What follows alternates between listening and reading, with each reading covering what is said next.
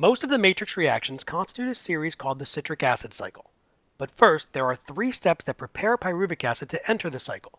First, pyruvic acid is decarboxylated. This means carbon dioxide is removed.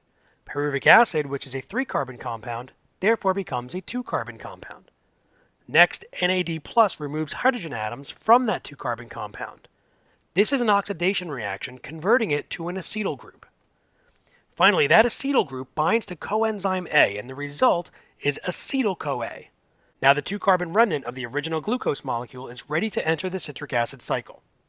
At the beginning of the cycle, coenzyme A gives the acetyl group to the 4-carbon compound oxaloacetic acid. This produces a 6-carbon compound called citric acid.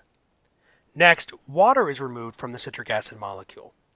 Then hydrogen atoms are removed and accepted by NAD+, and another carbon dioxide is removed, and the substrate becomes a 5-carbon chain.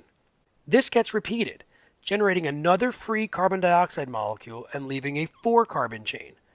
These decarboxylation reactions are the source of most of the CO2 in your breath.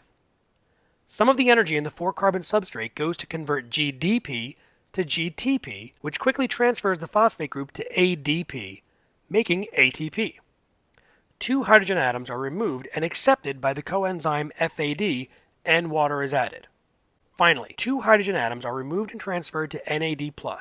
This reaction generates oxaloacetic acid, which is available to start the cycle all over again. Keep in mind that each glucose molecule produces 2 pyruvates, so this cycle happens twice per glucose. All of the carbon from glucose is carried away as CO2.